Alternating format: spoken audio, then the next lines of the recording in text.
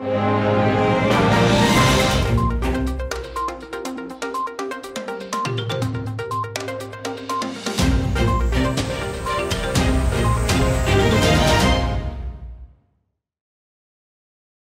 करें कुछ मुल्क की मईशत की तो हालात कुछ बेहतर नजर नहीं आ रहे। दो बड़े कर्ज पाकिस्तान ने अदा किए हैं और अब मुल्क की जो ज़र मुबादला के ज़खायर हैं वो कम होकर 4.5 अरब डॉलर्स रह गए हैं। 6 मिलियन डॉलर्स पाकिस्तान ने अमारती NBD बैंक का अदा किया है और 420 million dollars Dubai Islamic bank को वापस किए हैं। और अब हमारे पास जो इम्पोर्ट कवर है वो 25 रोज से भी कम का रह गया है। तो ये मुल्क की मईशत किस रुख पर जारी है, हालात की बेहतरी के कोई इम्कानात मौजूद हैं या नहीं, प्रोग्राम के सिलसिले में इसको डिस्कस करेंगे। मेरे साथ टेलीफोन लाइन पर मौजूद हैं माहिर मईशत डॉक्टर कैस असलम साहब। डॉक्टर साहब, thank you very much for joining me. अस्सलाम वालेकुम। वालेकुम अस्सलाम। डॉक्टर साहब, इंपोर्ट कवर 25 रोज से भी कम रह गया है, हालात किस तरफ जा रहे हैं? हमारे ज़र मुबादला के ज़खायर 4.5 अरब डॉलर्स तक पहुंच चुके हैं। देखिए, बात यह है कि ये फेलियर है गवर्नमेंट का भी, स्टेट बैंक का भी, और शायद वो ये चाहते हैं क्योंकि वो पेमेंट तो कर दी आपके जो इस्लामिक बॉन्ड्स हैं, अभी 2024 में आपने करनी है यूरो बॉन्ड्स की। ये 4 बिलियन डॉलर में से 3 बिलियन तो सऊदी अरब का है, पाक हुआ चाइना का। हम समझते थे कि पाक है मगर वो शायद नहीं है।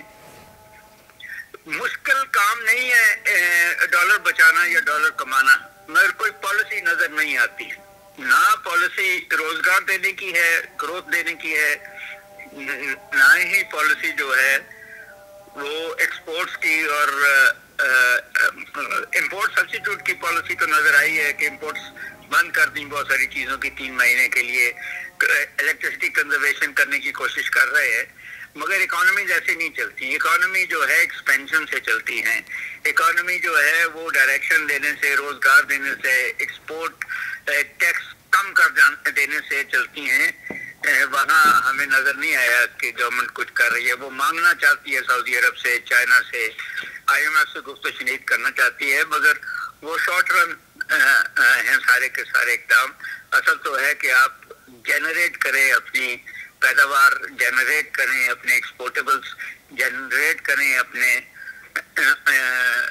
एफिशिएंसी लेवल्स, यहाँ से आप डॉलर कमा भी सकें और डॉलर बचा भी सकें। लेकिन डॉक्टर साहब, ये जो आप बात करें कि गवर्नमेंट बात करना चाह रही है, गवर्नमेंट सऊदी अरब से लेना चाह रही है, UAE से लेना चाह रही है, IMF के साथ बात करना चाह रही है, उस हवाले से प्राइम मिनिस्टर साहब ने भी परसों कहा कि जी चाइना उस हवाले से हमें बड़ा हेल्प कर रहे हैं।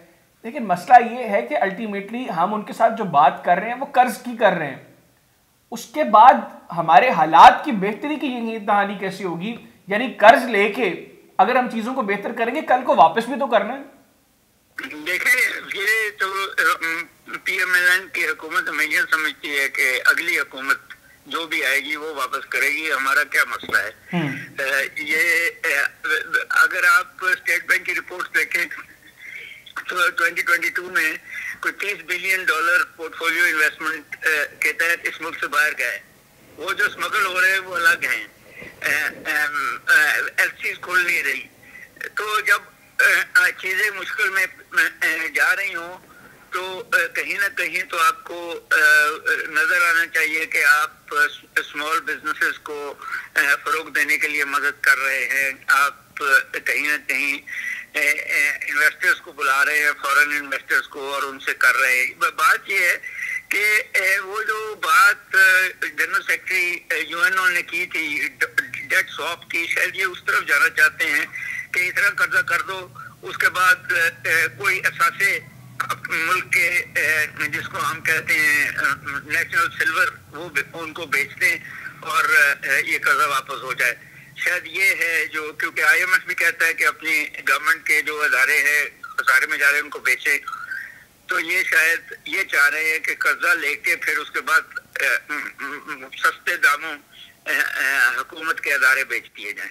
तो फिर रह क्या जाएगा डॉक्टर साहब? हमारे पास अभी मैं USA में जो पाकिस्तानी एम्बेसी है उसके ऊपर रिपोर्ट पढ़ रहा था कि गवर्नमेंट का आइडिया था कि उसकी ऑक्शन में 4.5 बिलियन डॉलर्स इकट्ठे हो जाएंगे और उसमें जो मैक्सिमम बोली लगी वही 6.8 मिलियन डॉलर्स की है, और उसके बाद जिसने वो बोली लगाई हमने राब्ता भी नहीं किया उससे, तो 4.5 बिलियन डॉलर्स कहाँ 6.8 मिलियन डॉलर्स, तो चीजें तो वहां पर भी कोई अच्छा सिग्नल्स, अच्छे साइंस नहीं आ रहे, और वो अल्टीमेटली हमारे नेशनल एसेट्स हैं, हम उनको इसी तरह बेचते जाएंगे, इंटरनेशनली लोग हमें किस तरीके से देखेंगे? सर इंटरनेशनली लोग जो है वो शायद अब इस हुकूमत को मजाक समझते हैं कि ये बहुत ऑनेस्ट लोग नहीं हैं, इनको किकबैक्स देंगे तो ये हमारे काम कर देंगे। सो इन अ वे जो है इनकी क्रेडिबिलिटी उस तरह से नहीं है। जो जब तक आपकी इलेक्टेड गवर्नमेंट बेशक यही हो 5 साल की नहीं आएगी जिसको वोट दिया होगा लोगों ने, क्रेडिबिलिटीज आपकी नहीं रहेंगी। इसलिए IMF भी डिले कर रही है। उन्होंने पहले चीफ ऑफ आर्मी स्टाफ के कहने पे तो शायद आपको 2 बिलियन दे दिए, मगर अब वो चाहते हैं कि कोई इकोनॉमिक पॉलिसी तो आए, कोई ट्रांसपेरेंसी तो आए, कोई जो है रिवाइवल की को प्लान तो दी जाए। वो हमें नजर नहीं आती। मुल्क में सरमायाकार भाग रहे हैं इस मुल्क से। वो अब आप देखें उस लेवल पे तो सरमायाकारी नहीं है। कहाँ 6% ग्रोथ थी, कहाँ 2.2% ग्रोथ है। अगला साल भी 2.3% का वर्ल्ड बैंक कह रहा है, तो उसमें कौन सी सरमायाकारी। 16% जब आप इंटरेस्ट रेट रखेंगे तो कॉस्ट ऑफ डूइंग बिजनेस तो कोई और इनएफिशिएंसीज हैं आपकी। एनर्जी सेक्टर में महंगा है, आपकी जो लेबर क्लास है वो उस लेवल पे प्रोडक्टिव ही नहीं है। तो मुझे नहीं समझ आती कि क्या प्रोग्राम्स और क्या प्लान्स हैं। बातें तो बहुत हैं आपके फाइनेंस मिनिस्टर के पास, मगर कोई अब तो आप देखें कि एक ही पार्टी के 2 फाइनेंस मिनिस्टर आपस में लड़ पड़े। नहीं तो डॉक्टर साहब, ये जो डार साहब के जादू चलने थे, डॉलर ने डर के नीचे चले जाना था, मुल्क के अंदर मौशी जो है वो खुशहाली आ जानी थी, ये जादू के उल्टा पड़ गया डार साहब का।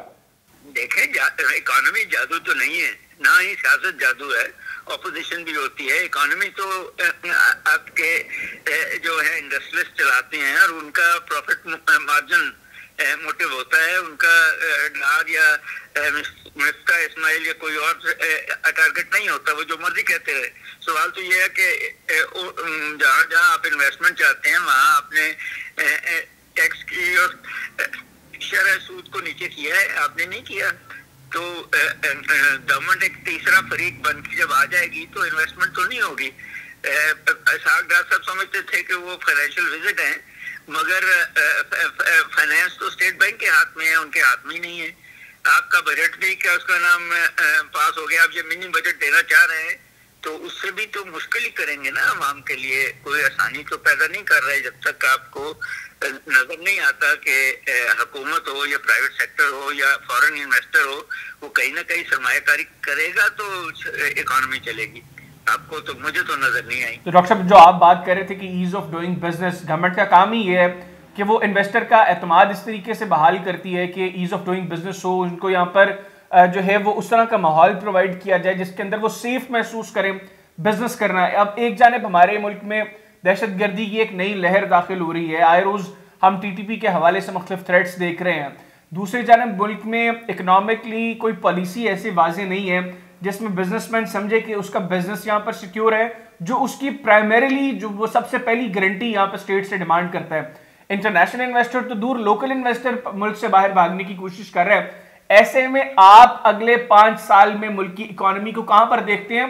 मैं साथ ये भी ऐड करूंगा, इन केस मुल्क में इलेक्शंस हो भी जाएं, नई गवर्नमेंट आ भी जाए, वो PTI की हो, पीपल्स पार्टी की हो, मुस्लिम लीग नवाज की हो, अगले 5 साल मुल्क की इकोनॉमी के लिए कितने अहम है, कितना मुश्किल है, या चीजें आसान हो सकती हैं? देखिए, चीजें आसान तो हो सकती हैं वो, मगर जादू की छड़ी से नहीं होती। But at the same time 5 साल क्या, ये 1-2 साल तो बहुत मुश्किल है। बेरोजगारी जो है वो 12 मिलियन तक पहुंची हुई है।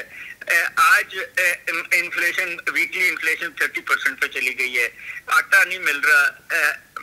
आपके जो फूड सिक्योरिटी है वो प्रक्रिया सूझी हुई है। आपकी पॉपुलेशन ग्रोथ 2.9% है, आपकी जीडीपी ग्रोथ 2.2% है, जो 6% होनी चाहिए। तो इसके अंदर आपके इन्वेस्टर जो है वो भाग रहे हैं, आपके जो है ट्रेड डेफिसिट बढ़ गया है, हालांकि आपने इंपोर्ट्स कम किए हैं, आपका रेमिटेंसेज आ नहीं रही, पाकिस्तानी जो है ट्रस्ट नहीं कर रहा है, तो फॉरवर्ड कैसे ट्रस्ट करेगा? तो यही है कि आप सऊदी अरब से, चीन से, IMF से भीख मांगते रहेंगे तो वो आपको रोज के मरा चला देंगे, मगर शर्तें जो लगाएंगे। सवाल इतना है कि इतनी बड़ी साख जो गवर्नमेंट रखी हुई है वो क्या दे रही है लोगों को, मुश्किल कर रही है ना। वो जो IPP से बिजली आप इतनी महंगी खरीद रहे हैं, क्यों खरीद रहे हैं? वो जो गैस आप दुनिया से महंगी ले रहे हैं, उसका कोई मुतबादल तो होगा ना। आपने कोई ऐसी मुल्क के अंदर कोई वो नहीं की। आप अदारे पे अदारे बनाए जा रहे हैं लोग। आपने दहशतगर्दी की बात की, यहाँ जर्नलिस्ट भी कत्ल होते हैं, आम आदमी भी कत्ल होते हैं, तो क्रिमिनलिटी बढ़ी हुई है। तो ये चीजें जो जिसके बाद चाइना इंडिया कोविड-19 वहाँ बहुत ज्यादा आया हुआ है, मगर फिर भी उनकी इकोनॉमिक ग्रोथ नीचे नहीं गई। आप देखें चाइना की इंटरेस्ट रेट 6%, इंडिया की इंटरेस्ट रेट 6% है, चाइना की इससे कम है, 4% है, अमेरिका के 4%। आप कैसे 16% रखे हुए? किस इकोनॉमिस्ट ने आपने को ये कहानी सुनाई है कि 16% पे आपकी ग्रोथ होगी? वो नहीं होगी। तो डॉक्टर साहब फिर विजन नहीं है, चीजें क्लियर नहीं है। फिर हम ये देख रहे थे कि जिस वक्त मिफ्ता इस्माइल साहब फाइनेंस मिनिस्टर थे, आप समेत बहुत से इकोनॉमिस्ट से जब हमने बात की तो वो कह रहे थे कि अभी फौरी तौर पर हुकूमत को ये करना चाहिए वो किसी तरह डॉलर्स को बचाए। हुकूमत ने क्या किया, उन्होंने एलसीज रोक दी। अब एलसीज रुकने की वजह से मुल्क में आलम यह है कि महंगाई उल्टा बढ़ गई। अब वो जो चीजें ऑलरेडी मार्केट में मौजूद थी, जिनका ताल्लुक इंपोर्ट के साथ था, वो चीजें महंगी हो गई।